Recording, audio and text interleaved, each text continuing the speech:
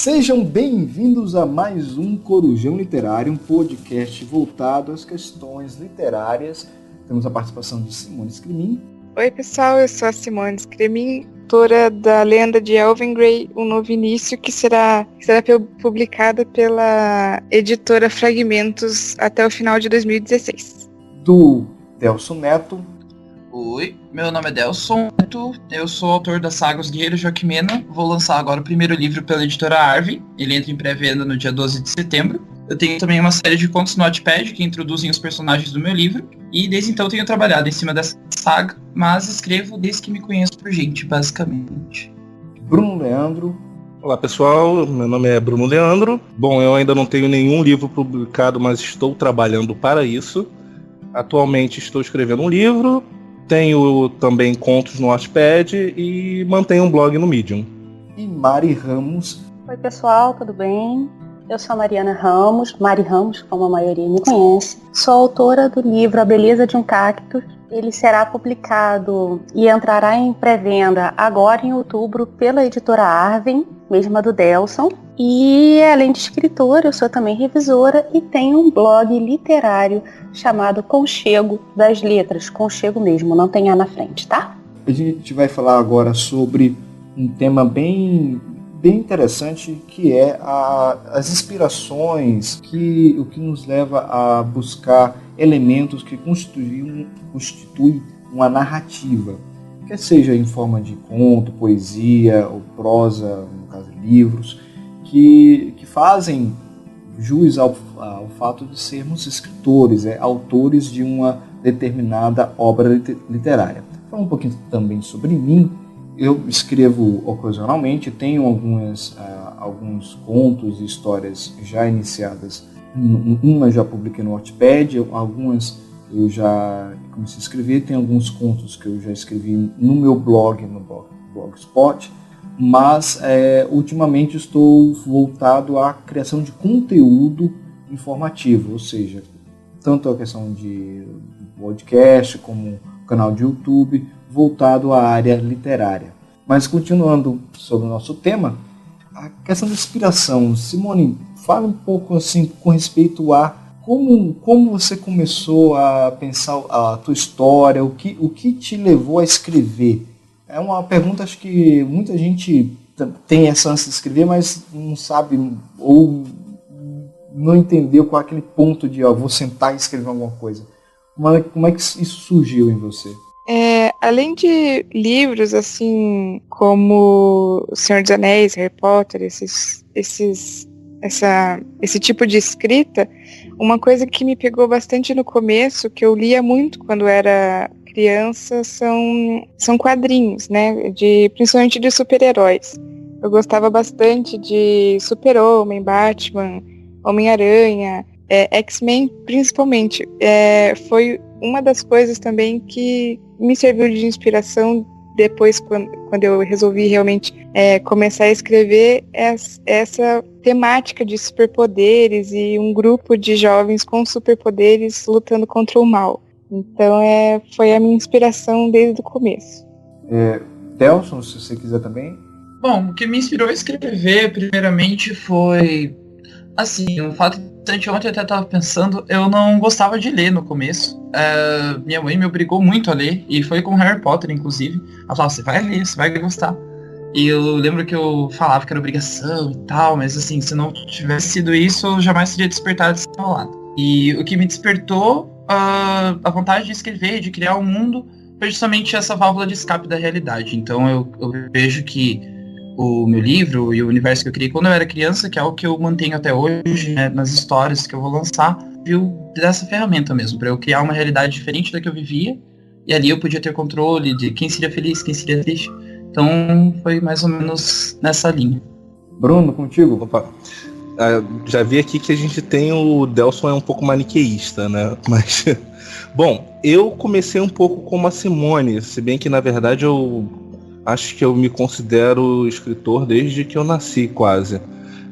Quando eu era pequeno, eu lia muita história em quadrinho, não necessariamente de super-heróis, era Turma da Mônica, Disney, e comecei ali a escrever histórias em quadrinhos. Com o tempo, foram histórias em quadrinhos de super-heróis também. À medida que eu fui crescendo, as fontes de inspiração foram sendo outras. Aí comecei a assistir animes, a ler mangás, e foi esse tipo de coisa que me inspirou. Agora, o começo mesmo, quando eu finalmente resolvi escrever um livro, acho que foi depois de ler tanto O Senhor dos Anéis quanto Harry Potter, que são duas obras que não têm muito diretamente a ver uma com a outra, mas foram as que me influenciaram a criar mundos e fazer com que pessoas vivessem aventuras nesses mundos. Mari? Gente, a história de vocês é muito fofa, morrendo de inveja positiva aqui. Bom, a minha não é tão meiga assim. Embora eu acho que eu tenho várias respostas diferentes para essa pergunta, porque diversas coisas me influenciaram a escrever. As coisas que eu li, o desejo de contar uma história que eu acreditava que pudesse mudar alguma coisa na vida dos leitores, mas a coragem mesmo de resolver, vou tentar escrever, não surgiu de nenhum dos livros maravilhosos que eu li ou das histórias infantis que eu lia quando criança. Foi dos livros que eu não gostei. Eu pegava aqueles livros, lia, no final não gostava e pensava, isso aqui eu também consigo fazer. Então resolvi arriscar. Foi bem no contraponto, né? Basicamente, eu vejo as pessoas falando muito a parte romântica da coisa. Eu me inspirei nesse grande autor. E eu não vou mentir, gente, eu me sinto um pouquinho até mal, meio arrasada, que eu falo assim, não foi bem assim que eu comecei. Eu queria ter começado assim. Olha que bonito! Mas vem a questão da própria personalidade. Tem pessoas que são mais críticas, têm um olhar mais crítico no mundo. E essa vai ser o gancho da minha próxima pergunta para vocês. Assim, o que é a parte crítica que vocês veem e que se contrapõe numa realidade alternativa, quer seja ela baseada na realidade, quer seja na fantasia? Por exemplo, na minha formação de escritor nessa área cultural, eu comecei lendo mesmo a coleção Vagalume Júnior. Amava aqueles livros. Eu pegava de manhã, de tarde, eu andava na rua com o livro na mão, aprendi a desviar de portes com o terceiro olho, não sei como, porque eu gostava daquilo. Mas assim, nunca me pegou nunca tive apreço à escrita, porque minha letra sempre foi horrível. Então pensa numa criança que gostava de filme, de música, de criar histórias, mas não sabe desenhar, não sabe escrever, e a única coisa que consegue fazer é falar. Então eu sempre gostei de me comunicar com as pessoas, me apaixonei muito, fora dos livros mesmo, didáticos e paradidáticos, eu gostava muito da história mesmo, da história da humanidade. Então a matéria de história é a matéria que mais eu gostava, história e geografia, porque eu conseguia entender o que estava ao redor de mim. E aí eu me colocava como contraponto no mundo. Eu começava a buscar quem eu era como indivíduo e que eu sou protagonista da minha própria história. E cada pessoa é protagonista da sua própria história, mas as ações de cada um interferem na minha vida e a minha em cada uma. E eu tive esse lampejo de entendimento quando tinha 13 anos de idade. Então imagina uma criança com 13 anos de idade entender o seu lugar no mundo, pelo menos assim, de forma mais localizada. E isso tudo ficou represado. Eu comecei a escrever quando ganhei meu notebook. Eu ganhei meu primeiro... Eu tinha computador já, mas no teclado no computador nunca escrevi muito. Mas eu comecei a escrever mesmo quando ganhei meu notebook, que foi quando me formei no ensino médio. Então foi quando eu estava no último ano do ensino médio, com várias coisas acumuladas. Era meu último ano em Brasília, antes de me mudar para Curitiba. Foram 4 anos, foram 3 anos de ensino médio, o maior tempo que eu passei dentro de uma escola. E aquela carga emocional e tudo aquilo que eu gostava, eu tinha feito uma banda em Brasília, eu tinha escrito vários poemas da minha letra garranchada mesmo, ruim, mas nunca passei isso para um computador. E aí eu cheguei, não, vou escrever alguma coisa. E aí eu chegava no meu quarto e escrevia alguns contos, foram os meus primeiros contos que eu coloquei no meu blog, que estão até hoje, estão sem revisão, sem nada, porque foram aquilo que eu comecei, e aí comecei a escrever livro, comecei a passar de 2 ou 3 palavras, frases que eu escrevia nas minhas provas, nas minhas redes sociais, e comecei a escrever mais que isso, comecei a explorar mais a arte de passar uma ideia a partir da escrita, não somente a partir da fala, que foi o que mais me desenvolveu, ou melhor, que desenvolveu em mim. Mas eu falo para Simone, qual foi o teu contraponto que você percebeu na tua realidade próxima que te levou a escrever um livro que retrate ou que contraponha essa realidade? O que eu pego da realidade, da minha realidade, é que cada personagem desse meu primeiro livro, pelo menos, é um amigo meu. As personalidades deles, como eu vejo eles reagindo àquela determinada situação que está se passando durante a história, no mundo fantástico. Eu mesma sou uma das personagens, então como eu reagiria naquela situação. Sim. E a questão de por que você escolheu fantasia? Por que não um livro de realidade? Por que uma ficção, por exemplo, mais realista? Principalmente por esse início mesmo de ver histórias em quadrinho de super-heróis, assim. Foi uma ideia que surgiu do nada, na verdade. Dar um superpoder para cada um, assim. Como já tinha essa ideia de superpoder, de mágica, enfim, eu escolhi colocar em um mundo fantástico, assim. Acredito que até para minha escrita seja mais fácil fazer coisas fantásticas e inventar magias e tecnologias e esse tipo de coisa do que na vida real. Eu acho até mais divertido. Talvez até você mostrando para uma pessoa alguma coisa, alguma situação que seja cheia de magia e de coisas imaginativas, ela possa, ela mesma ver, vários leitores ver de uma forma diferente a mesma situação que está passando nesse mundo. Pode ser esse o porquê da gente escolher fantasia, né? Cada um vê de um jeito diferente. Então, os elementos assim que eu trouxe da realidade, eu, pelo menos pensando agora, eu imagino que eu não tenha trazido muita referência assim, de amigos, de pessoas próximas, mas pode ser que alguns personagens tenham um pouco disso dentro também. Mas a realidade que eu quis retratar, de certa forma, foi o caminho que a gente faz das sombras até a luz. Acho que todo mundo tem um pouco de mal, um pouco de bem dentro de si. E a partir disso eu quis metaforizar o que a gente passa no nosso mundo. Então por isso que eu escolhi fantasia, porque acho que fantasia é um modo legal e bonito de você mostrar uma realidade mais sórdida. Então foi a maneira que eu encontrei para conseguir conciliar esse assunto, de mostrar que nem todo mundo é integralmente bem, nem todo mundo é integralmente do mal, e tem como você caminhar por essa trilha. Assim. Então eu puxei bastante influência, claro, para retratar isso de anime, de desenhos. Na época isso estava bem acentuado em mim, mas hoje em dia as coisas surgem na minha cabeça mesmo. Você buscou elementos para manter essa dualidade. Como é que você circunda a dualidade do bem e do mal dentro de um personagem? Como você equilibra as ações e as consequências?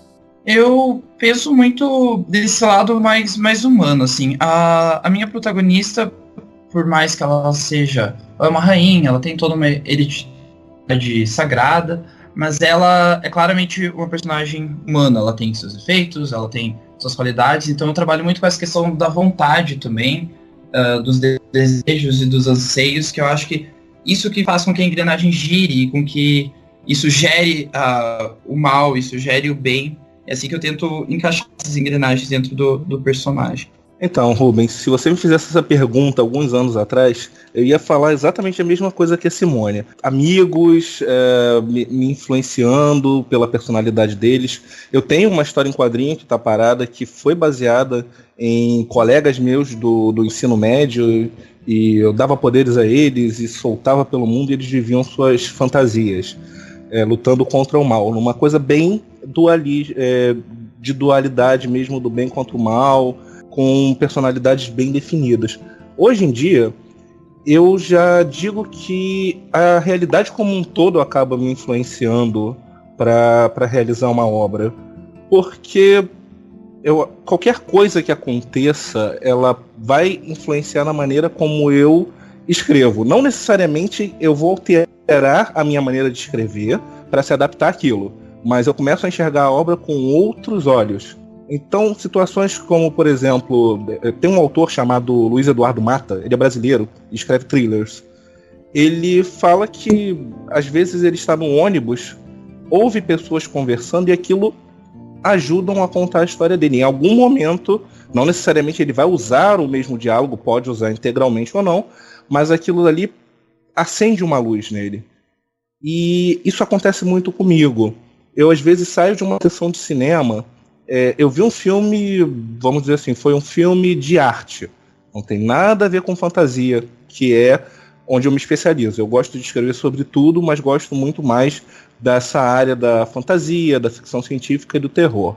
De repente eu fui assistir um filme mais artístico, mas um elemento X daquele filme mais artístico que eu assisti me chamou muito a atenção e vai me influenciar na escrita de alguma forma.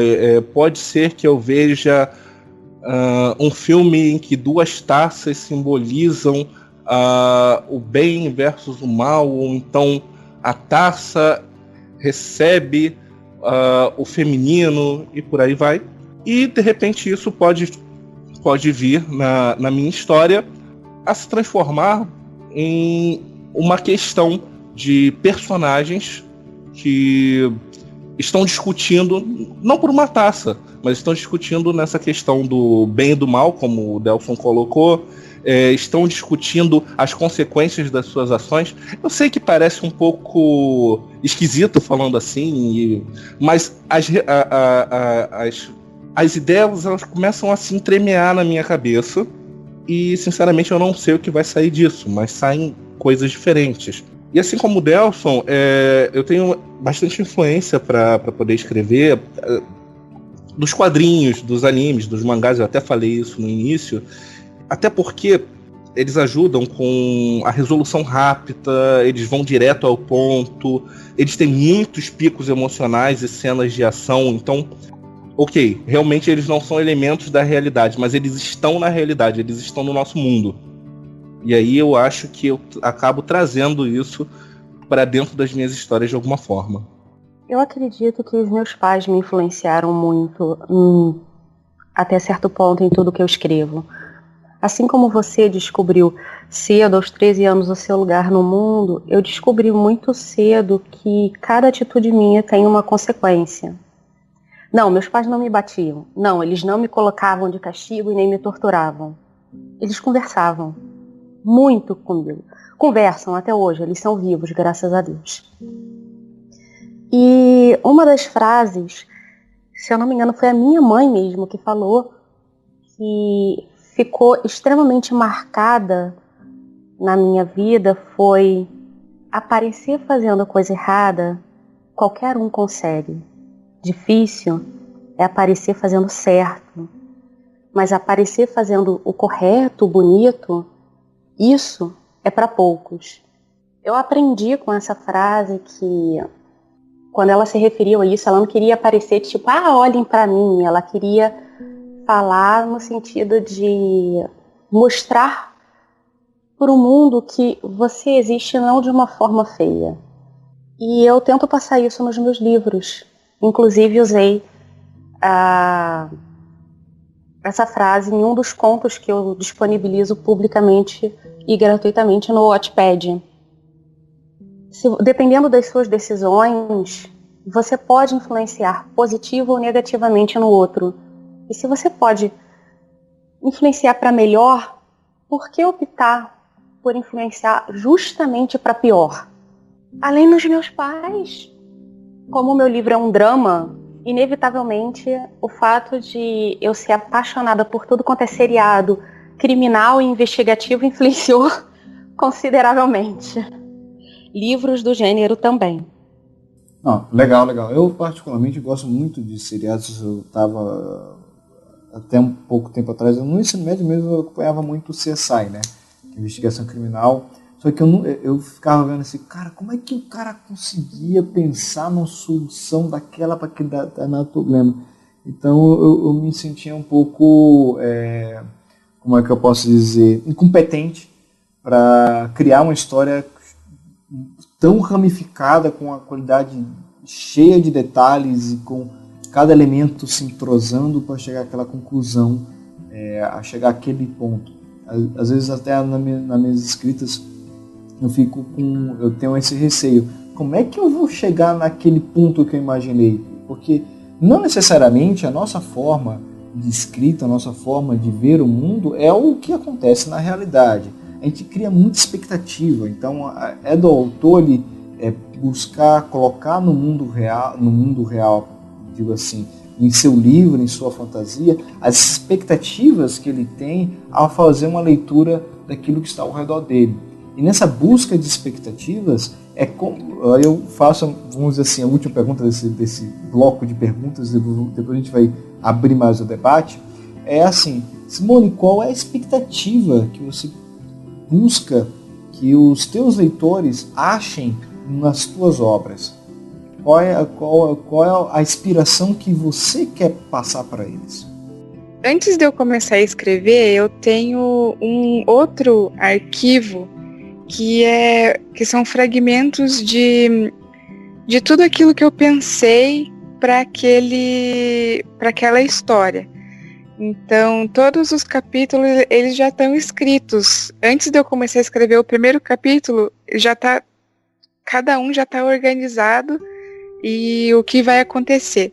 Nesse arquivo, a primeira coisa que eu tenho escrito é ser o vilão depende do ponto de vista. Essa é a primeira coisa que eu quero passar. Você está lendo esse primeiro livro na visão dos mocinhos da história, né? Do grupo de personagens com superpoderes. Os aliados a eles te dão uma certa visão da situação, que o vilão é o vilão e você é o mocinho. Mas com o passar do tempo, algumas situações acontecem que o vilão também fala, não, eu estou certo, eu sou o mocinho, você é o vilão da história. E estas são os meus motivos por eu estar fazendo tais ações que você acha que são ruins no teu ponto de vista. Mas você também não quer conhecer o meu ponto de vista? Então, como a princípio são 2 livros, o primeiro é esse, a visão dos mocinhos, e o segundo livro é o vilão mostrando a visão dele. Então, o leitor precisa pegar na leitura dele assim, o que ele acha que está certo. Se ele vai aceitar aquilo que está sendo imposto para os mocinhos, assim, você está lutando por essa causa e você está certo, ou você vai concordar com o vilão pelo ponto de vista dele. Porque todo vilão, ele tem um motivo para ser vilão. Não é assim, algumas vezes é por ele ser puramente mal, mas nessa minha abordagem, digamos assim, o vilão tem um motivo muito bom para ele ser o vilão. Então, o leitor ele pode concordar tanto de um lado quanto de outro. Então, tudo depende do seu ponto de vista. Além de, claro, ele gostar de cada personagem, se identificar com cada personagem, né, que cada um tem uma personalidade diferente e vai concordar ou não com o ponto de vista que está sendo mostrado para ele. Legal, é como se fosse um universo em que o Luke aceita o Darth Vader com seu pai e governa o Império junto. E eu? Então, a princípio, eu nunca imaginei, quando eu criei essa história, esse universo todo, nunca tive a ideia de passar alguma mensagem, alguma interpretação que eu ambicionava que o leitor tivesse. Porque a princípio eu escrevia totalmente por prazer, assim, né? Hoje em dia ainda com certeza, mas eu tenho um público, tem pessoas que leem, eu preciso atender essa demanda. Mas até essa semana eu recebi uns comentários, analisando um conto que eu postei, eu li o comentário das pessoas, eu fiquei muito feliz, Mas eu mesmo não tinha visto aquilo dentro da história, sabe? Porque não foi o que eu pensei em passar, porque na verdade não pensei em passar nada específico. Eu criei esse universo e esses personagens estão vivos lá, então o que eles acabam transmitindo para os outros foi algo que a história induziu. Talvez a única coisa que eu veja que eu tenho arquitetado, de certa forma, é mostrar que cada pessoa tem a sua própria jornada. Essa jornada ela é cheia de encruzilhadas. É mostrar como os acontecimentos conseguem ser espelhados. Ao mesmo tempo em que eu tô aqui, vocês estão vendo a realidade de vocês e tem determinadas ações que fazem com que as nossas realidades se cruzem. Acho que isso eu queria, é a minha ambição que as pessoas notem dentro da história. O quanto um acontecimento pode levar ao outro. Essa metáfora, assim, com a nossa vida e os plot twists que tem dentro da nossa vida mesmo, eu acabei colocando dentro da história. Mas diretamente eu nunca penso antes de escrever o que eu quero passar com isso nesse momento. Eu só crio e a partir disso levam as outras considerações e interpretações. Você gera um conflito e deixa que os seus personagens vivos, por suas próprias características, achem uma solução ou um modo de agir para aquele conflito. Basicamente, eu tenho o esboço da história, eu sei tudo que vai acontecer, mas tem coisas que às vezes fogem dessa construção do que eu arquitetei, porque eles acabam tendo sua opinião própria dentro da história. Então, Ruben, bom, estava me lembrando aqui, enquanto a Simone e o Delson estavam falando, sobre um curso de um dia que eu fiz com o Fábio Yabu, que ele é autor de Combo Rangers e também das Princesinhas do Mar. Ele, sobre essa questão justamente do que você quer passar, ele fala que a sua história ela sempre tem um tema, queira você ou não. É bom você saber qual é o seu tema antes para saber exatamente em que direção você está encaminhando a história. Não antes de escrever a história. O seu tema pode surgir enquanto você está escrevendo e depois você reforça quando você reescreve a história. Aí ele fala que isso seria a sua verdade. Então a sua verdade ela pode ser que você acredita na força do amor, na força da amizade, ou então uma pessoa que escreveu os Transformers acredita em explosões. Você acredita em alguma coisa e é isso que você quer passar para o seu leitor. Eu, por exemplo, na história que eu estou escrevendo, eu tenho 2 personagens. A tendência é tentar dividir o protagonismo entre os 2. Embora, claro, a gente sempre penda a balança para um lado ou para o outro. Mas, basicamente, na história, eles são muito amigos. Eles são um menino e uma menina de mais ou menos 12 anos e estão presos em um mundo desconhecido e tentando viver uma aventura. Eles são obrigados a viver uma aventura para poder fugir desse mundo. O que eu quero enfocar nessa minha história, que eu quero mostrar para as pessoas é que a amizade entre eles é uma coisa muito grande. Eu não quero em nenhum momento usar a palavra amor, porque as pessoas tendem a confundir amor com uma coisa sempre romântica. Eles se amam como irmãos, mas eles não se amam como garota encontra garota. Eles não são namorados, eles são amigos e é assim que eles vão permanecer do início ao fim da história. Que foi a maneira como eu pensei. Então eu quero passar para as pessoas que o amor verdadeiro pode ser também uma amizade verdadeira. É uma das coisas que eu quero passar. Você falou sobre a questão de cada um ser o protagonista da própria história, que é uma coisa que eu penso também muito, e que é uma coisa que eu também coloco na minha história. E quero que as pessoas vejam isso. Porque eu tenho esses 2 protagonistas, mas a minha história, pelo menos nesse momento, eu a estou escrevendo para que haja ponto de vista de outros personagens também. Tanto heróis quanto vilões. Uma coisa que me lembrou um pouco o que a Simone falou. Então qual é a minha ideia com essa história? É mostrar que cada um é o herói da sua própria história. É claro, eu não vou colocar 300 personagens como pequenos protagonistas. Mas vamos dizer assim, mais uns 4 ou 5 personagens que também têm uma importância no mundo em que eles vivem. Vamos dizer assim, uma rainha, e ela é importante no reino dela. Um mago, que é importante na cidade em que ele age. O vilão, que é importante naquele grupo de vilões do qual ele faz parte. e coisas do tipo. Ou seja, cada um, só repetindo para deixar claro, cada um é protagonista da sua própria história. Eu acho que para essa história é isso. Os temas são amizade e protagonismo. Para as minhas outras histórias, aí vai de história para história, mas se a princípio eu não penso no que... Porque, como eu falei, nem sempre dá para você pensar no tema antes de escrever, mas se eu não penso no tema antes de escrever, depois de escrito, eu descubro o tema e tento desenvolvê-lo melhor. No caso, assim, você trabalha com uma espécie de núcleo, né? Então você tem os protagonistas, mas os elementos que estão ao redor dele, os outros participantes da história também têm status de interferência.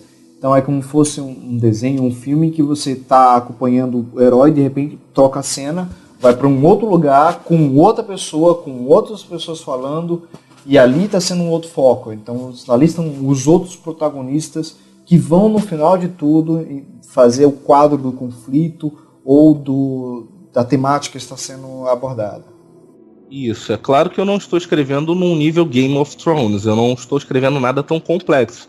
Afinal de contas, a minha história ela é uma história que eu tento que seja infanto-juvenil e para jovem adulto. Eu não quero nada extremamente complexo. Mas sim, a ideia é mais ou menos essa. Você tem outros protagonismos. Mal comparando, a gente pode de repente pensar em...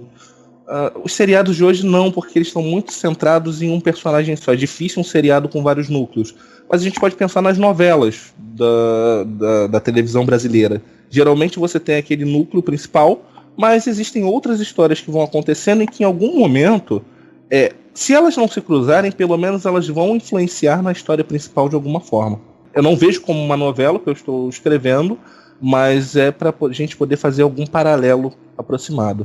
Pois então, Rubem, o Bruno falou que eu ia falar. Sem graça você, Bruno. Brincadeira. Desculpa, Mari. Mas eu concordo plenamente com ele. Eu acho que cada livro ele tem um foco diferente. Cada livro tem um objetivo. Nesse que eu estou lançando agora em outubro, que, como eu já falei, vou repetir, é um drama. O meu foco, o que eu queria que o leitor tirasse dali Nossa, é complicado de falar sem dar spoiler do livro, mas em resumo eu quero que o leitor não se sinta sozinho, que ele atinja as pessoas que passaram pela mesma situação que a personagem que eu estou retratando passou ou alguma coisa similar, e que essas pessoas olhem e falem assim: cara, eu não tô sozinha, eu não tô sozinho, alguém entende, tem solução, tem uma luz no fim do túnel. Você buscar um paralelo, o teu paralelo da realidade é o que você quer atingir. Você quer passar as experiências da tua ficção, da tua forma, do teu drama, para a realidade do leitor, ou pelo menos a forma dele pensar. É mais ou menos isso. Quando você fala o meu drama, a sensação que eu sinto é como se eu tivesse vivido aquilo, que não é uma realidade. Claro, através da escrita, involuntariamente, eu vivi o que eu estava escrevendo. Mas na minha vida pessoal, aquilo, nunca passei por nada, nem anos-luz remotamente parecido. Mesmo assim, a minha ideia, baseada em muita pesquisa, foi atingir as pessoas que passaram por aquilo, que sofreram o que aquela personagem está sofrendo, para que durante a leitura elas tivessem pelo menos a sensação de terem tido voz, de que alguém falou para elas, por elas, com elas, né, elas, as pessoas. Sei lá, como eu já falei, enxergar uma luz no fim do túnel. Muito legal. Eu acho interessantíssimo. Nas minhas histórias eu tenho iniciados 2 livros e alguns contos. O livro que eu iniciei, que é o que tem mais capítulos já escritos, eu botei no Wattpad, é interessante, que é bem parecido a ideia do Bruno. É como se fosse uma novela e não uma novela. Ele tem núcleos, tanto é que agora que eu rebatizei o livro, ficou um pouco mais claro o tema que eu estava adormecido na minha cabeça, que era justamente histórias e destinos. Eu tenho 2 protagonistas em que a vida, desde o primeiro capítulo, elas têm um fato que une elas, um fato triste, onde já começa com um drama desde o começo, já tem eu vou dar o spoiler do primeiro capítulo, porque acho que é o primeiro capítulo mais interessante que eu já vi em livros, assim. Pelo menos assim, eu sinto falta nos livros um primeiro capítulo bom. Vou fazer até um pequeno parênteses aqui. Eu assisto muito filme, muitos animes, muitas séries, e o que eu perco, o que eu acho que falta é que muitos autores têm ótimas histórias, só que elas demoram para se desenvolver, ou demoram para passar o seu argumento. E aí eu busquei criar um pouco mais esse dualismo, né? Passei a passar mais a ação no primeiro episódio, no primeiro capítulo. No primeiro capítulo já tem um acidente de carro e já tem um personagem importante da vida dessas protagonistas morrendo no primeiro episódio. Então já mostra não, vamos começar um negócio acelerado. E o segundo capítulo explica o porquê tudo aquilo aconteceu, só que de uma visão bem diferente. Então, assim, começa a explicar que o destino de uma pessoa ele é traçado conforme as escolhas dela e das pessoas que estão ao redor. Não somente ao redor, mas, por exemplo, um presidente da República, uma presidente da República escolher o que um deputado fizer, uma lei, interfere no comportamento da sociedade, que interfere no comportamento das pessoas que estão naquele bairro, que interfere na vida de quem está na história. Então, às vezes, uma decisão de uma ponta, ela se alastra. Então, pega aquela teoria do caos, né? Que um bater de borboletas em um local pode gerar um tsunami em outro lugar. Então, é isso, as consequências, os destinos que moldam a história que eu estou contando, a história, no caso, das minhas 2 protagonistas. E interessante no livro é que cada capítulo é quase um conto, porque eles podem ser lidos quase que separadamente. E tem um gosto de um conto ou um conto inacabado, mas se juntados estão contando a mesma história. E aí que eu fico brincando com esses personagens, eu vou colocando os personagens e vai interagindo. Eu parei um pouco a escrita porque eu me perdi na unificação. Eu abri várias histórias, vários núcleos, só que agora eu tenho que juntar eles para que a história dê um passo, né? Finalize o arco.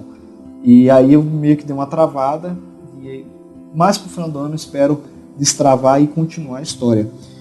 Nesse segundo bloco, eu gostaria que vocês perguntassem entre vocês, provocassem entre vocês coisas que vocês perceberam na fala um dos outros, ou até mesmo na minha fala, que buscassem esse entendimento de qual é a base, o que não necessariamente nos inspira, mas o que nos dá arcabouço em buscar mais pesquisa, conhecimento, em retratar determinada situação para determinado público que a gente queira atingir.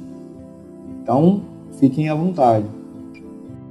Rubem, você estava falando sobre as coisas que nos influenciam, e aí eu lembrei daquela propaganda do carro, que tem muito a ver, e da direção e da bebida, que tem muito a ver com o que você estava falando no seu livro até certo ponto.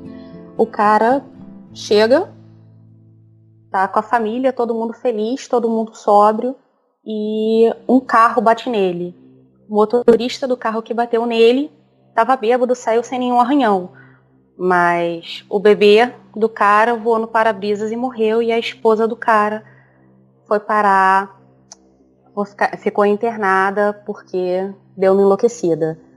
Ou seja, a atitude de beber e dirigir bêbado não foi dele, mas o destino dele foi alterado pela decisão de uma outra pessoa de beber e pegar no volante. É mais ou menos isso que você tenta passar no seu livro? Esse é literalmente o segundo capítulo. O segundo capítulo fala a história do bêbado que causou o acidente do carro. Ah, que legal! Porque ninguém fala a história do bêbado. E eu falei a história do bêbado. Olha, a Maria adivinhou aí, hein? Exatamente. Ela telegrafou e buscou e achou. Legal. Então, foi bem o tema. Então, eu consegui passar a ideia no primeiro capítulo para exatamente chegar no segundo capítulo de forma complementar. Porque assim, eu fiquei com medo quando eu escrevi o segundo capítulo, porque eu dei um salto no tempo de algumas horas antes dos fatos anteriores. A primeira frase do segundo capítulo. E, assim, o pessoal já sabe do acidente do carro. E aí, assim, quando fala, começa a escrever a situação do bar, a pessoa vai explicar a história do bêbado. Mas eu dou um drama pro bêbado. Porque as pessoas esquecem que existe um humano também. Aquele cara que foi incompetente, foi inconsequente em tomar aquela decisão, beber, dirigir, sim. Mas o que ele estava na cabeça? O que levou a isso? Porque tem pessoas que são idiotas, vão beber porque eles querem farrear tudinho. Mas tem outras pessoas, principalmente os mais velhos, que bebem muito tempo, são realmente bêbados, que são alcoólatras.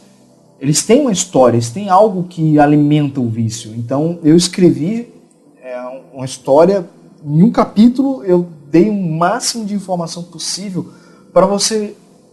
Você tem raiva do bêbado, realmente ele matou alguém, ele morreu também, só para dar aquele ponto, ele também morreu. Mas assim, aconteceu algo, existe uma história dele. E até eu fico na dúvida se eu não pego elementos da história dele e não uso para frente da minha história. Porque a história dele foi uma história bem pesada, é uma história, um drama elevado. Isso no segundo capítulo. Então, assim, isso é legal. Eu me inspirei muito em muitos fatos jornalísticos. Então, aconteceu um acidente de ônibus em tal canto, o bêbado matou em tal canto, são coisas que acontecem na nossa realidade, não são ficção 100%. E é isso que traz, isso que é legal, você usar temas que estão nas nossas manchetes, no nosso ciclo. Eu até queria ver da Simone a questão do tema dela. Ela falou na entrevista sobre o tema do livro dela. Eu queria saber, Simone, de você, como é mexer com um tema um pouco marginal, entre aspas?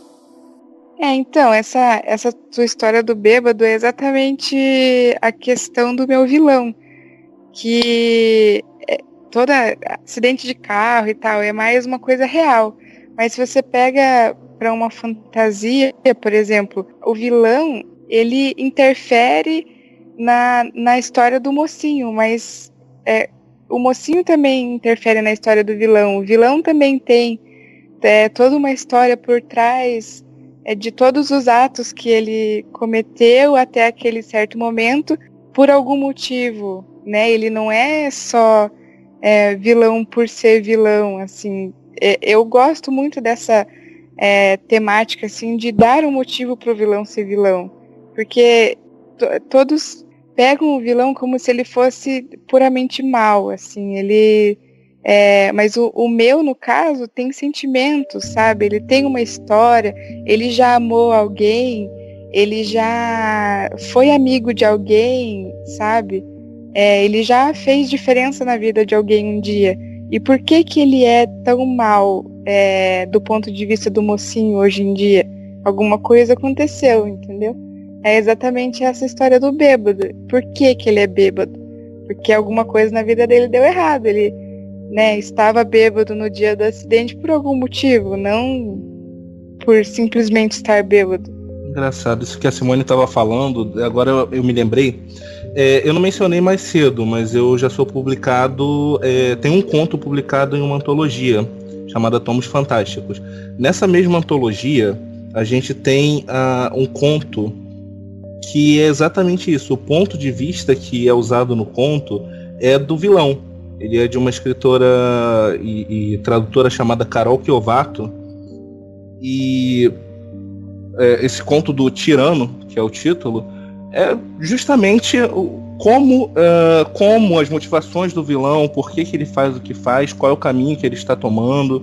É claro que ele não é tão desenvolvido, porque não é uma história completa, mas dá pra gente entender um pouco. E me lembra também um livro que eu até está aqui. Eu não consegui continuar lendo o livro porque ele tem um ritmo meio esquisito no início, mas se chama A Companhia Negra, tá até aqui do meu lado, do Glenn Cook. Agora ele tá melhor, mas eu parei de ler, eu estou lendo outra coisa, mas agora pela metade mais ou menos do livro, a história está começando a ter um ritmo mais interessante. E é sobre um grupo de pessoas que esse grupo de pessoas é um grupo de mercenários e eles trabalham para quem paga melhor. No caso, quem é que pode pagar melhor na história? Os vilões. Então eles estão servindo aos vilões. E aí a gente começa a ver um outro ponto de vista. Aí eu achei interessante justamente porque a Simone está escrevendo uma história que é uma história que eu gostaria muito de ler, Simone. Afinal de contas, a partir do momento em que você traz uma coisa nova, isso eu acho que vai influenciar o seu leitor a pensar de outras maneiras, a pensar que existe mais do que um ponto de vista na situação. Que bom, fico feliz. Eu vou aproveitar, já que eu comecei a falar, e eu queria fazer uma pergunta de microfone aberto, ou seja, qualquer um pode responder. A gente falou, e eu pensei que no bloco 1 a gente fosse mencionar isso, mas acabamos não mencionando, de influências de maneira geral. Mas eu queria saber de vocês, um autor ou vários autores que influenciaram. Eu, por exemplo, apesar de não seguir muito, porque eu acho que é difícil me comparar, e eu já parei com essa besteira de ficar me comparando. Tá, de vez em quando eu ainda faço isso, mas eu geralmente evito ficar me comparando com escritores consagrados, mas tem alguns autores que eu acho que são interessantes, como, por exemplo, o Neil Gaiman, que é um escritor... Aliás, eu vou mencionar 3 escritores britânicos. Não vou nem mencionar o Tolkien aqui, apesar dele ser ao concurso. Neil Gaiman, a J.K. Rowling e o Terry Pratchett. Por quê? Eles são escritores britânicos, eles lidam com o humor de uma maneira diferente, é uma maneira que nós, brasileiros, precisamos emular, porque não é a mesma maneira que a gente usa. Neil Gaiman e Terry Pratchett, principalmente, eles são pessoas mais voltadas para aquele momento, em inglês a gente chama de wit, é aquele humor inteligente, vamos dizer assim. Eles te levam a pensar, que é uma coisa que me influencia, porque eu quero que as pessoas pensem ao ler a minha história. Então, eu queria saber exatamente isso de vocês 4. Quem os influencia, que autor os influencia a escrever, e que característica daquele autor ou autores chamam mais atenção de vocês e vocês gostariam de ter, ou pelo menos subverter, se for o caso? Eu vou fazer uma resposta bem rápida e bem simples. Eu gosto muito do formato, a forma de narrativa do C.S. Lewis, das Crônicas de Nárnia. A literatura simples para temas complexos que ele coloca é impressionante. Eu nunca vi uma forma de explicar como é o julgamento final e a destruição de um mundo inteiro de forma tão linda e maravilhosa e fofa. É um livro para criança em que você explica o que é destruição das coisas, porque as coisas morrem e serão destruídas e serão julgadas. Eu achei isso fantástico e eu gosto muito como tratar temas pesados, temas que têm uma ideia por trás forte, uma ideologia forte, de forma simples. No meu caso, são 2 autoras mais atuais, que é a Colleen Hoover e a Tabitha Suzuma. Na Colleen Hoover, eu aprecio extremamente a forma dela de, na maioria dos livros, não 100% deles, infelizmente, tem um livro que não rola isso, mas na maioria deles, ela conseguir falar de problemas sérios, pesados, complicados, no estilo Neo Adult, que é uma versão mais voltada para o jovem. E com relação a Tabitha Suzuma, é o fato dela conseguir pegar os sentimentos mais sofridos e te envolver naquela forma de escrita, sem que você queira desistir de ler, mesmo sofrendo com o que você está lendo. Bom, acho que eu posso responder. Por mais que J.K. Rowling tenha sido uma escritora que com certeza me inspirou, mas eu acho que ela me inspirou no sentido do trajeto de ser escritor e de criar um universo. Eu acho que influência na minha escrita, eu gosto muito do Philip Pullman, que ele é um autor inglês. Ele escreveu a trilogia Fronteiras do Universo, que teve o filme A Bússola de Ouro, que foi lançado acho que em 2007. O filme é bem bom, mas o livro, né, com certeza é bem melhor. E com certeza eu adoro a escrita dele. Ele consegue tratar de assuntos muito profundos e criar releituras desses assuntos em um universo fantástico. E ele faz isso usando metáforas e uma poesia dentro da escrita dele que é muito fabulosa. E o livro dele acaba sendo infanto-juvenil, só que ele transcende isso conforme a história vai se desenvolvendo e se transforma em um livro quase adulto, sabe? Então ele com certeza, eu acho que a maior inspiração que eu tenho na escrita. Que mais eu gosto muito do jeito que o Tolkien descreve batalhas. Eu tô numa época que eu tô no meio de uma guerra e eu não sei como escrever, assim. Então você vai e pega como esse tipo de coisa é retratado em outros livros. Bastante ele por causa das criaturas, as criaturas fantásticas, seres mágicos com habilidades extraordinárias. E nessa questão eu gostaria muito de ter jeito para escrever melhor as minhas batalhas, por exemplo. Mas não só livro, mas o que me inspira muito é jogos de videogame de RPG. Tem muita coisa que até um tempo atrás a gente estava, né, discutindo sobre isso, sobre jogos e coisas do gênero, gráficas, assim, serem literatura ou não, mas eu acho que muitas dos detalhes, assim, que tem nos jogos de RPG, eu consegui ter muita influência do que colocar no livro, como se fosse mesmo um RPG, assim, cada movimento que cada personagem dá é uma coisa diferente.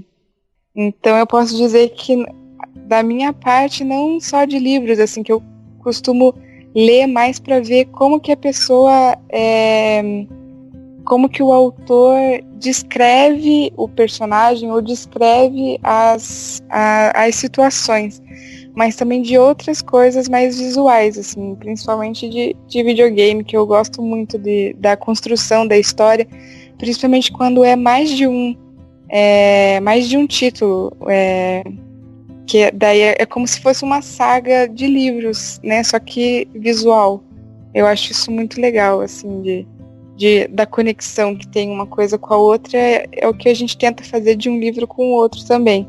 Simone, muito legal isso que você falou. Me lembrou uma outra autora nacional chamada Letícia Godoy. Ela está escrevendo toda uma trilogia baseada nas experiências dela durante um jogo de RPG. Nossa, que legal isso, mas...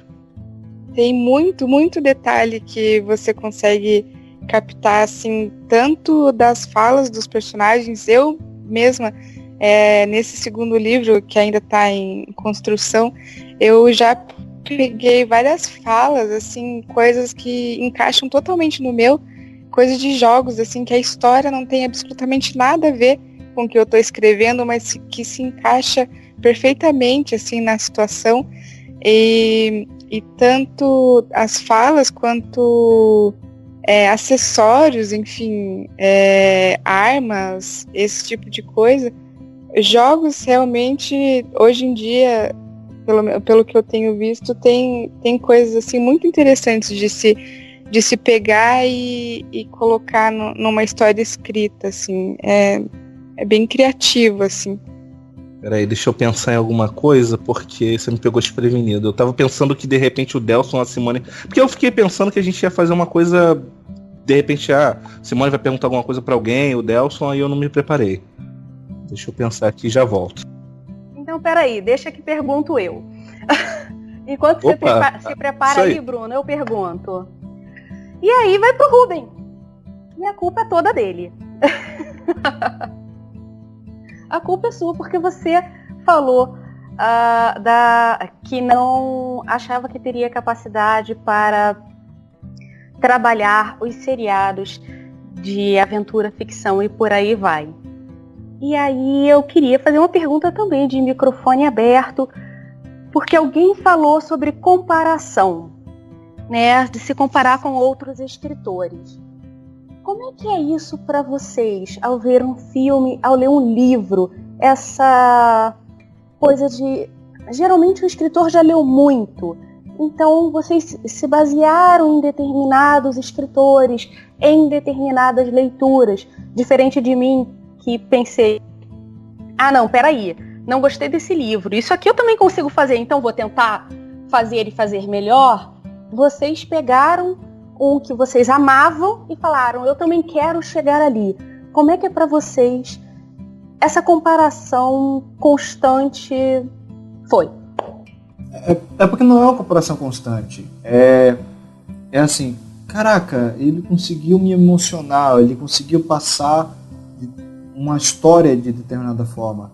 Eu gostaria que aquele meu sonho, ou aquilo que eu vejo, ou aquilo que eu penso, possa também ser passado para outras pessoas, tal como ele fez.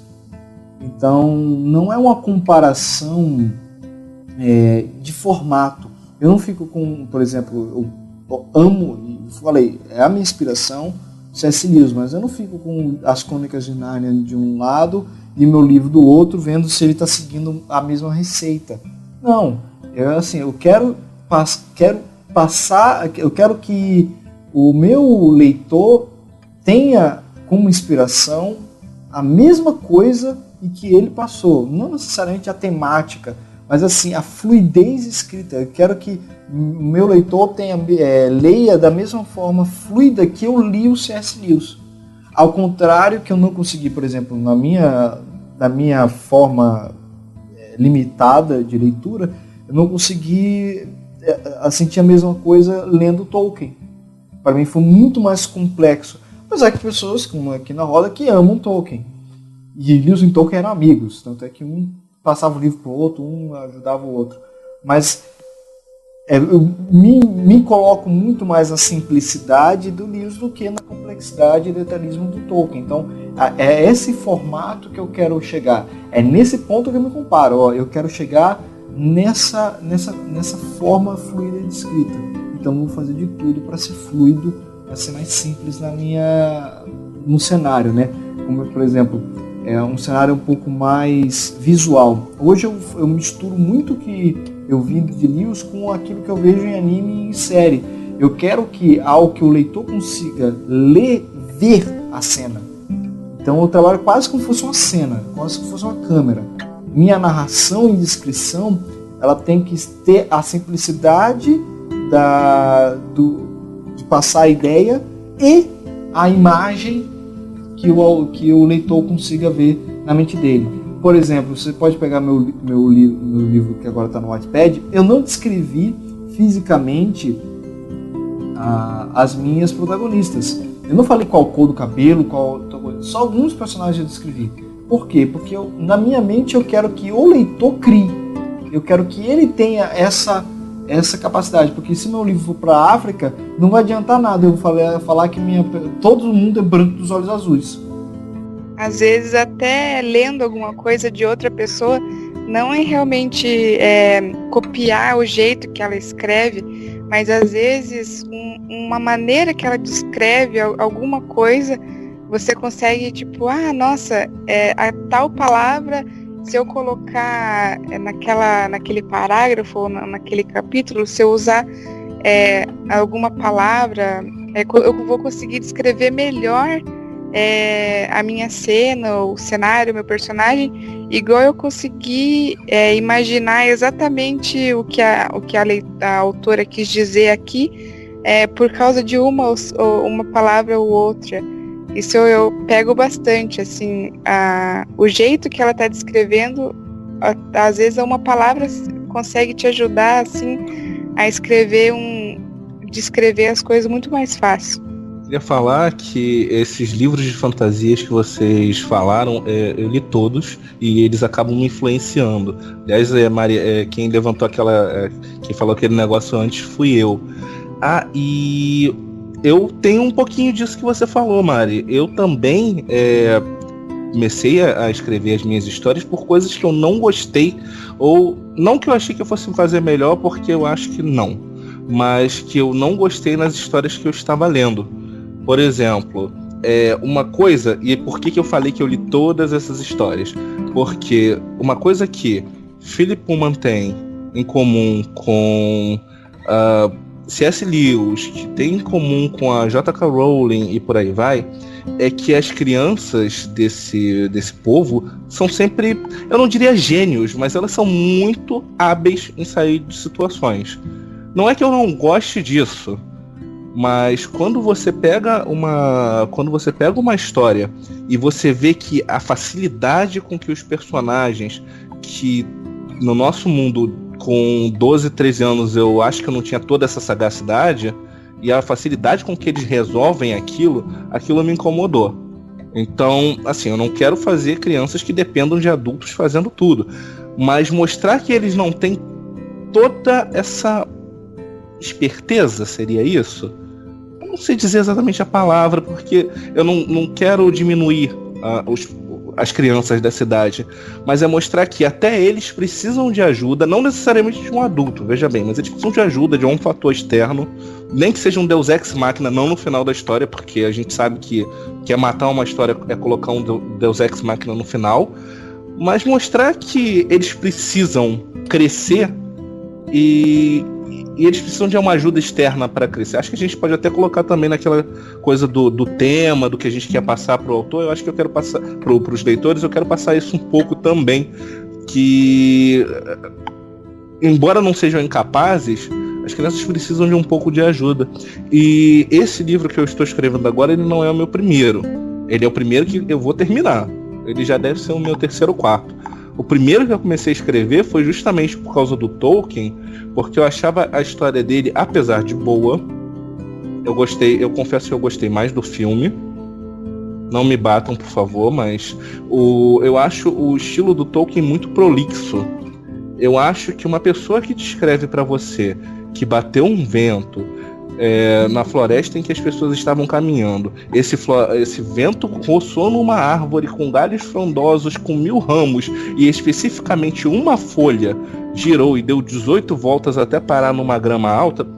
Sinceramente, eu acho tudo bem, na época não tinha televisão, mas eu acho que é muito prolixo. São coisas que acabam atrapalhando na leitura. Eu sei que quem vai ouvir isso vai me apedrejar, mas é que, na verdade, assim, por mais que eu gosto de Tolkien, como eu cresci lendo histórias em quadrinhos, vendo animes e lendo mangás, eu gosto de histórias que vão um pouco mais direto ao ponto. Eu tô mudando isso. Eu já não sou mais aquela pessoa que acha que a história tem que começar aqui e terminar ali, mas está ocorrendo essa mudança em mim. Mas, a princípio, eu escrevi porque tinha coisas que eu não estava satisfeito e queria colocar o meu ponto de vista sobre aqueles assuntos. Assim como você, Mari. Bruno, puxando um pouco isso que você disse a respeito da J.K. Rowling, ontem eu tava vendo um vídeo que era 20 outras coisas que J.K. Rowling gostaria de não ter escrito em Harry Potter. E uma dessas coisas era a questão da existência da sala precisa. Ela acha que a sala precisa é algo que acabou se tornando muito fácil. Você só ia lá, se escondia, podia fazer a tua armada, podia fazer o que você quisesse lá dentro, que ninguém ia descobrir, porque afinal de contas você só entrava lá se você queria aquilo que você estava buscando. Então ela diz que ela não gostaria de ter feito, porque ela acha que justamente era muito fácil para os personagens. Eles tinham uma sala que tudo era possível.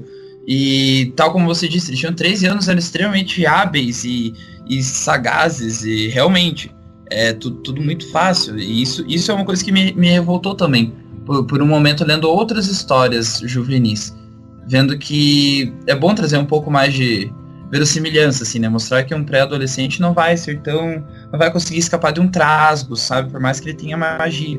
Então, claro, acabam tendo soluções porque é um universo de fantasia. Então você pode criar soluções diferentes do que a gente tem aqui. Mas também não dá pra pirar tanto, né? Eu entendo.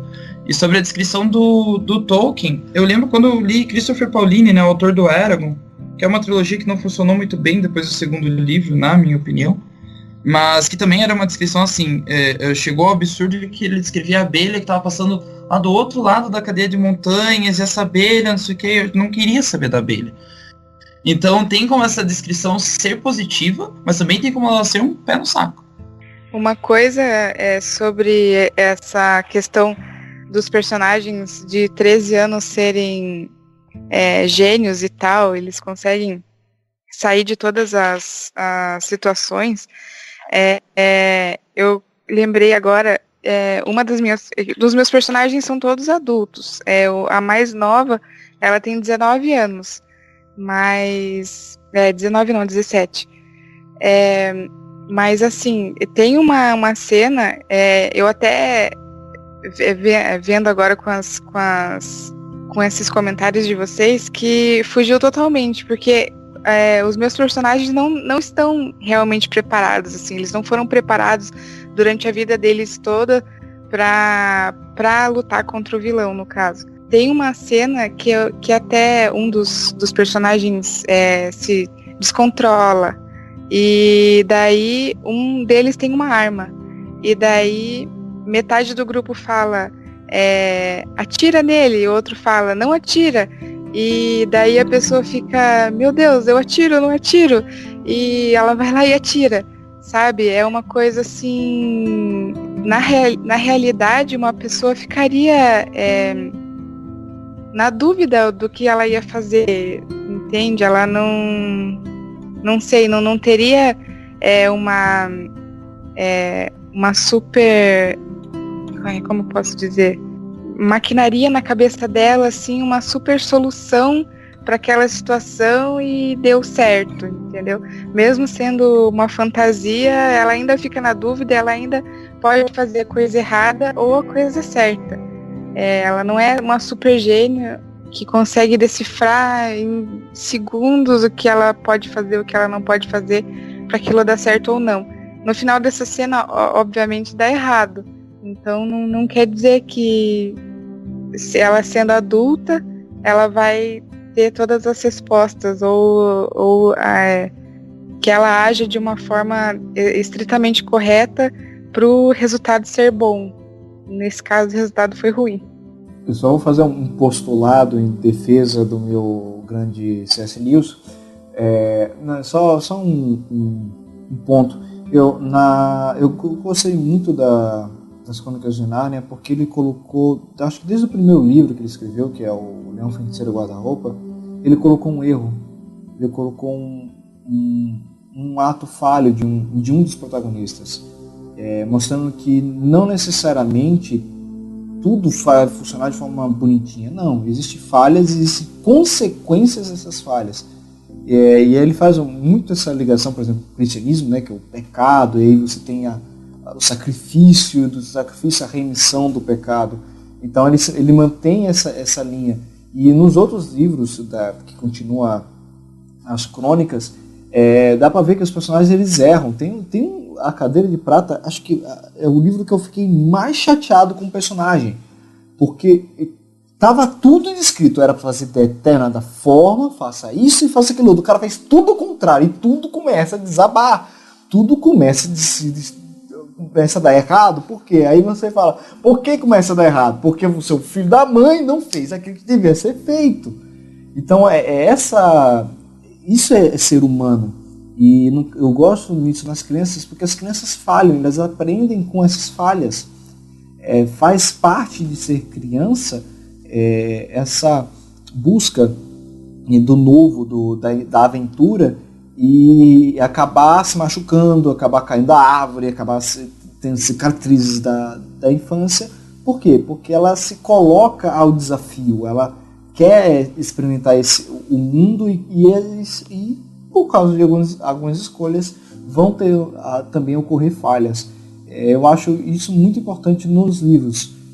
Acho ruim um livro que não mostra isso, que o negócio fica tão Deus Ex Machina, que o cara é o poderoso do começo ao fim. Eu vejo muito anime, tem muitos animes que tem esse ponto, o cara é forte do começo ao fim.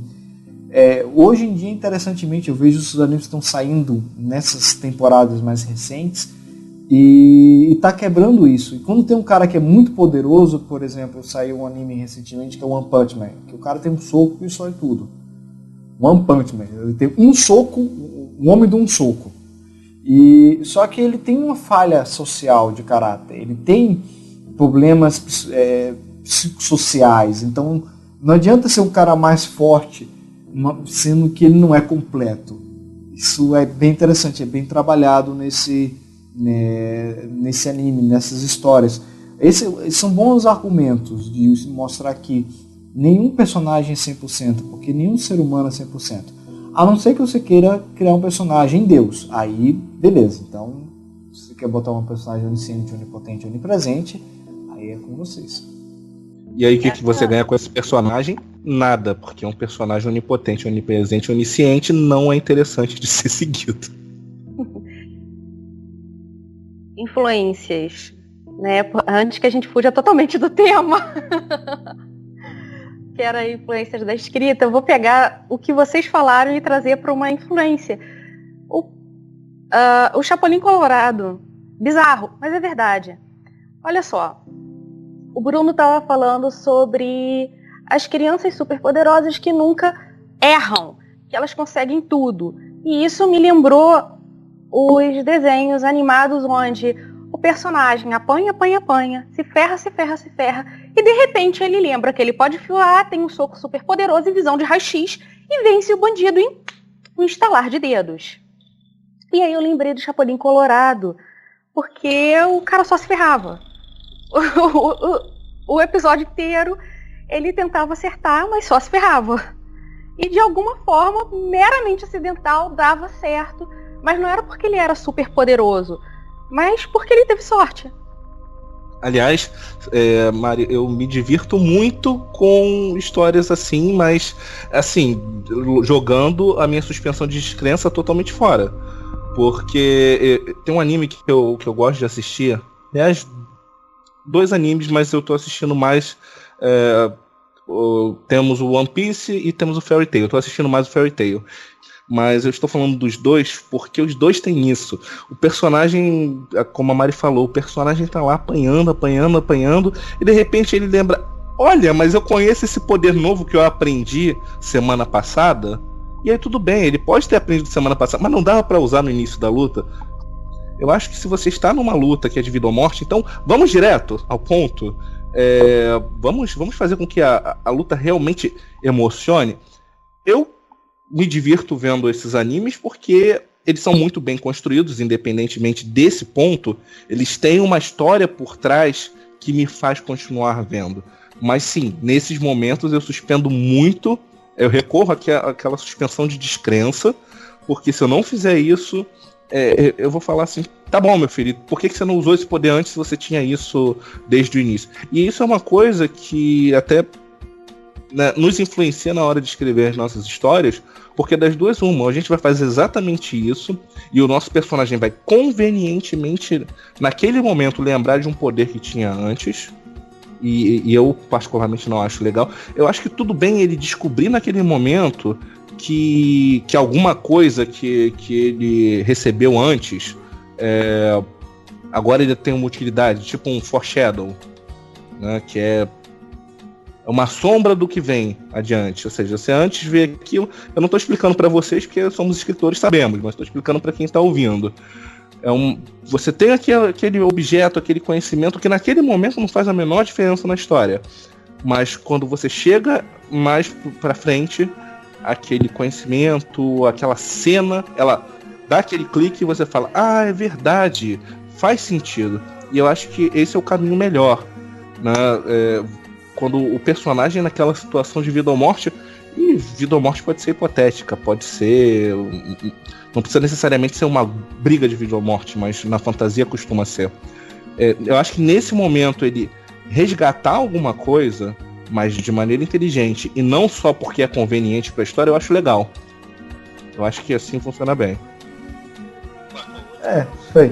Mas assim, o que eu percebo, por exemplo, é que as nossas influências não somente são positivas, mas é o que a gente vê de errado, eu acho que a Mari mais que isso sabe, o que a gente vê de esquisito, errado, ou não faz sentido isso, nos coloca numa posição, agora como autores, de corrigir isso.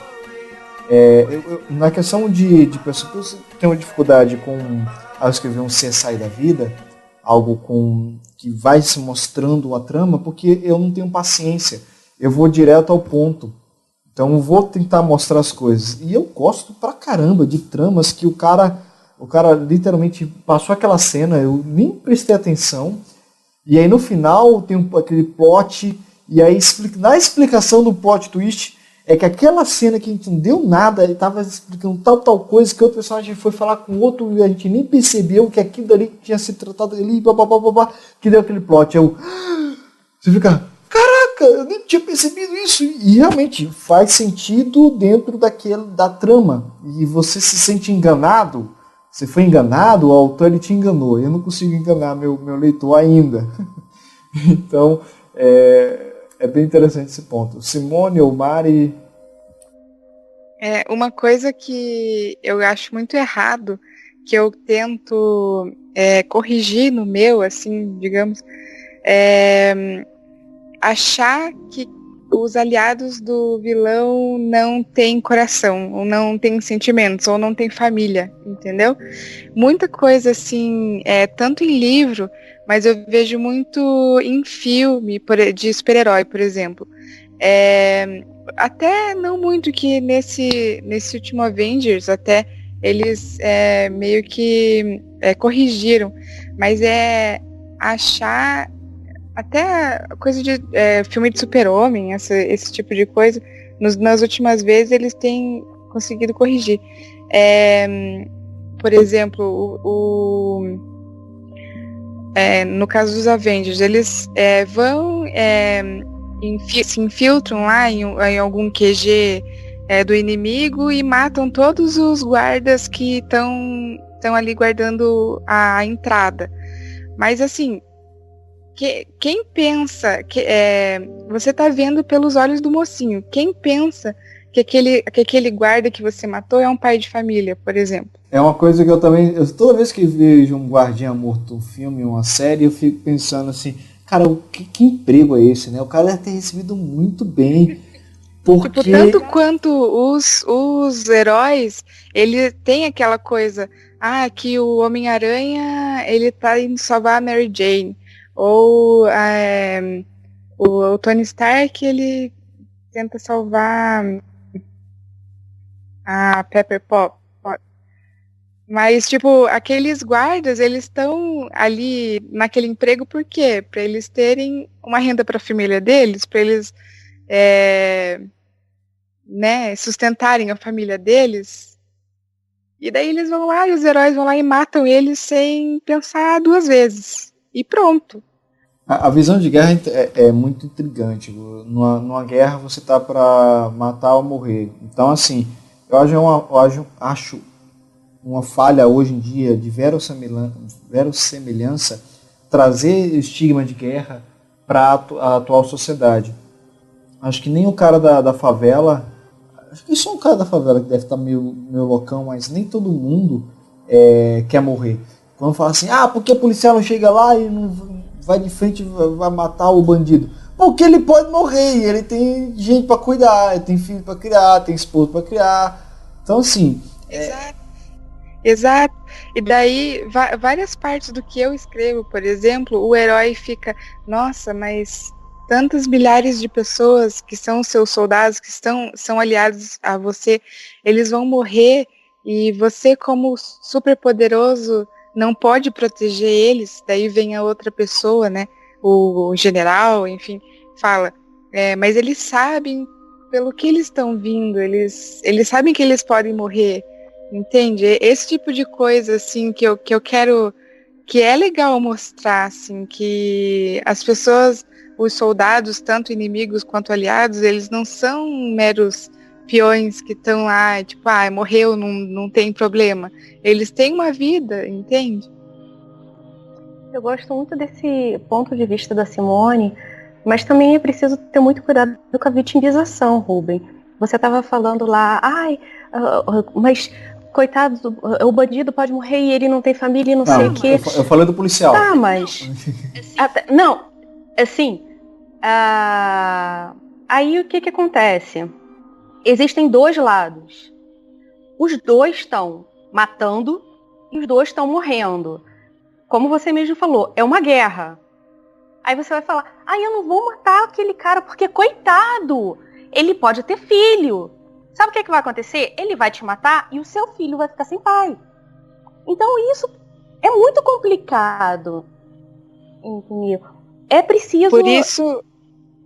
Por isso que a gente tem que tomar bastante cuidado, assim, nesse caso de se tem guerra, de qual visão que você está dando, do mocinho ou do vilão. Daí o leitor vai concordar com uma visão ou outra, ele escolhe.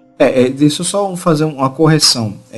Eu não digo que você não tem que matar, mas o ponto você precisa entender qual é a sua missão. Eu me critico essa visão de guerra na atual sociedade, porque nem tudo é uma guerra. Por exemplo, quando eu vejo a questão do Rio de Janeiro, a questão traficante e bandido, traficante e policial, é uma guerra civil ali. Não, ali sim, se você não mata, você morre. Tá ok, o exemplo tá ok. Mas, por exemplo, em determinadas situações num livro, ou por uma missão, ou até mesmo no mundo fantástico, nem sempre é a melhor solução, ou é a única solução viável. Então, por exemplo, eu gosto muito de personagens e autores que conseguem escrever personagens que eles conseguem manipular por trás. Eles não precisam agir diretamente. Eles podem fazer as situações agirem por eles e diminuir o dano colateral. Eu estou assistindo um anime recentemente de guerra que eu estou achando incrível. Foi a primeira vez que eu vi um personagem em 2 capítulos, em 2 episódios, ensinar como escrever personagens. Eu falei assim, nunca eu vi personagens tão ricos. Por mais que eles sejam bem caracterizados, eles ensinam. E tem um personagem que ele é um general de guerra, né? Na verdade a história se baseia assim, no começo da caminhada dele como general. Ele vai ser um grande general, mas como é que ele virou grande general? E nas escolhas que ele faz, o porquê ele faz, ele fala, não, eu tenho que reduzir o que eu vou perder. Não necessariamente eu vou ter que fazer a melhor estratégia assim, para avançar de frente ao inimigo. Não, eu preciso resolver. Esse é meu objetivo. Eu vou fazer da forma mais simples, mais ágil, sem gasto. Isso é um grande general. Reduzir o quanto de despesa que você vai ter. Uma coisa incrível, porque geralmente heróis assim, geralmente com poderes, eles não pensam nas consequências e no custo que aquela determinada ação vai ter. Eu fico pensando assim, se a gente for buscar filmes, séries, e tudo com heróis, quantas cidades têm que ser reconstruídas do zero por ações de um ou outro personagem com poder. E isso é interessante, por exemplo, que na animação Os Incríveis da Pixar é uma crítica de fundo. Quem vê a animação, o filme, percebe que o governo fica preocupado com quanto dinheiro ele está gastando por causa das ações, entre aspas, heróicas. Tem uma coisa que eu acho muito legal no livro da Jojo, Qual é o nome do livro? Peraí, gente, rapidinho que fugiu. A Garota que Você Deixou para Trás. A Garota que Você Deixou para Trás é um livro que retrata um período de guerra. Ele retrata o tempo atual e um período de guerra simultaneamente, porque é presente e passado. E nesse período de guerra tem o lado invasor e o lado invadido. E ela apresenta bem bonitinho, mais ou menos que nem a Simone está falando, com um general do lado invasor. E ela coloca uma das falas desse general, que eu achei esplêndida, ele falando que ele não queria fazer nada daquilo que ele estava fazendo. Mas se ele não fizesse, quem morreria era ele. Vocês falando aí me lembraram de uma série, é de comédia, mas é uma série que vai estrear da DC chamada Powerless. Eu não sei se eles já terminaram a produção, mas deve estar para estrear aí esse ano ou o próximo. E trata exatamente dos efeitos colaterais, como o Ruben falou dos Incríveis. A personagem principal é uma pessoa que não tem superpoder algum, mas ela trabalha para uma firma de seguros de vida, né? Não só de seguros de vida, mas de seguros em geral. E é exatamente isso. Num mundo em que os super-heróis estão a todo momento lutando contra os vilões, que as pessoas são atiradas para longe em trens que estão voando, em que tudo explode à sua volta. Você não tem poder nenhum diante disso, mas como se colocar nesse mundo? Como é de comédia, obviamente eles não devem se aprofundar tanto, mas eles trabalham com essa questão do efeito colateral, que é importante a gente pensar no efeito colateral também. Considero isso uma influência para as nossas histórias, porque simplesmente chegar lá, o herói salvou o dia e nada mais acontece, e a gente não lembra que ele salvou o dia, mas um carro foi destruído, havia pessoas no prédio que caiu enquanto ele estava lutando com o vilão. É claro que não cabe em todas as histórias. Eu não acho que toda história tem que tratar desse tema, não. Tá? Mas eu acho que é bom a gente ter isso em mente enquanto escreve. Se a gente vai querer mostrar essa consequência ou não, é outra história.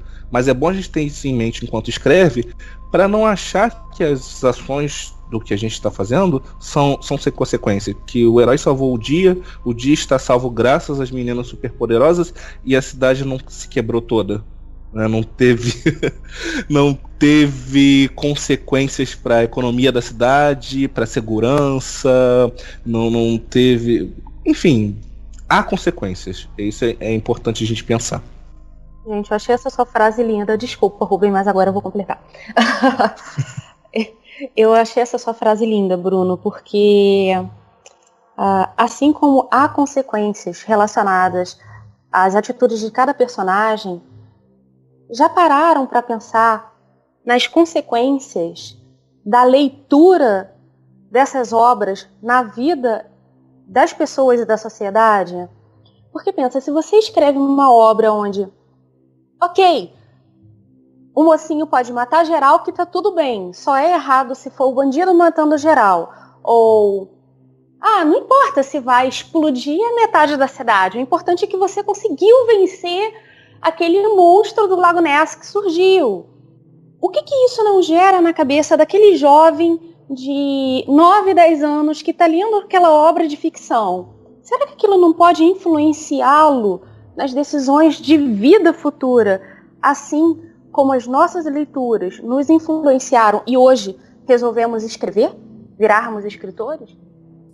Eu acho que a Mari fechou o podcast de forma brilhante. Acho que essa pode ser a temática mesmo, o final. Aquilo que nos influenciou a escrever deve ser lembrado quando a gente estiver escrevendo. Porque essa é uma força latente que vai ocorrer para frente. Quando a gente for escrever, as pessoas vão ler e vão também ser influenciadas por aquilo que a gente escreve. Então, pessoal, muito obrigado pela participação de vocês no nosso Corujão Literário. O tema foi bem esmiuçado por cada um de nós com nossas experiências. Eu gostaria de agradecer a Simone, o Bruno, o Delson e a Mari, e lembrar a todos que os contatos de cada um vão estar na descrição no vídeo, no YouTube, ou na descrição do áudio no SoundCloud, nas nossas redes sociais do Em Sua Estante. Muito obrigado a todos e até a próxima. Desejo a participação de vocês nos próximos temas. Obrigado, Rubem. Até a próxima. Obrigada, foi um prazer ter estado aqui no canal com vocês novamente. Até! Obrigada, Rubem, novamente pela oportunidade de participar do podcast. Foi muito legal conversar com vocês. Beleza, não, só pedindo desculpa só que hoje foi um dia meio atípico, assim, tá bem corrido. Mas, bom, obrigado pelo convite novamente pro podcast. E acho que hoje o assunto rendeu bastante, a gente conseguiu fazer vários caminhos. E é isso aí, até o próximo podcast, espero estar presente também. E até mais.